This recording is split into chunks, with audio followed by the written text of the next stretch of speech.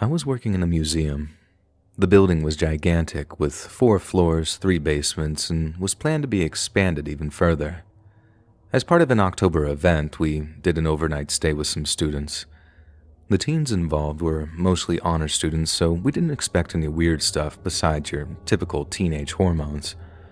The group activity was supposed to be some spooky-themed laser tag in the safe zones and watching some horror kinos on the big projector at midnight.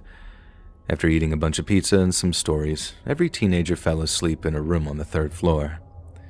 If you ignore the mummy and a gigantic whale skull on the ceiling, it's a pretty comfy place to sleep in, I reckon. And the night was fine until about 3 a.m. Me and the other supervisors start to hear heavy footsteps coming from outside the room. Now, the building acoustics can be pretty wild, but these were really close. The doors were closed, and after a quick head count, I'm reassured to see all the teens are there sleeping. We debated going out, and after a bit I decided to grab one of those heavy-duty flashlights and go investigate, since we'd be held responsible if another kid snuck in with the others. As I went down to the 2nd floor and inspected the area, I see everything was how it was supposed to be except for this section with oversized wooden blocks. They were supposed to be neatly stacked, but now they were randomly scattered on the floor. Probably one of the teens earlier had knocked it over during the tag game. I'm feeling glad that I caught it before my boss, and so I start stacking them back up.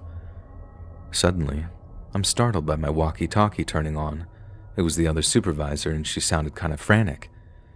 She told me that she needed me back on the 3rd floor in the corridor between the sleeping room and the bathroom. I climbed back up and found her frantic, looking quite pale.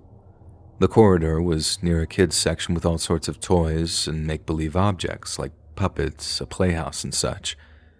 There was a toddler wagon in the middle of the hallway, filled to the brim with toys. We were both puzzled, and surprisingly enough, she's the one to come up with a rationalization for it. Maybe it just rolled out since the floor is slightly slanted. I don't know. I look at her and nod. Yeah, that must be it.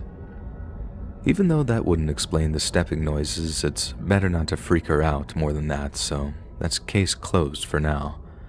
We consider taking a camera from the storage room and setting it up, but after a bit, we both agree against it. The night was already too weird, and we just had to survive until 10 a.m. for when the event was finished.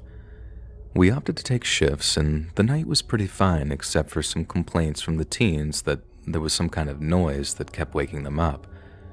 Me and the other supervisor didn't hear anything though, and we wrapped this little sleepover as a success.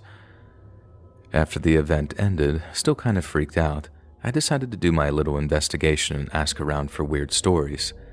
The place had no official history with ghosts, but one of the buildings that was merged into it was a lab of some sort. Back in the day, the place had a pretty catastrophic tuberculosis outbreak, causing it to be abandoned for a while before getting bought and turned into a museum.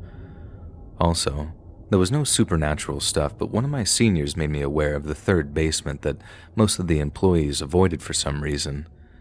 This part of the building was housing the antique medical equipment that couldn't be put on display, and my jaw drops as he describes the stuff that's in there. I hadn't had the gut to go by myself, but I gag every time I think that there were pickled children just 3 stories below the room that I spent the night in. If you enjoyed this scary story, listen to thousands more, either over on the Let's Read YouTube channel or podcast.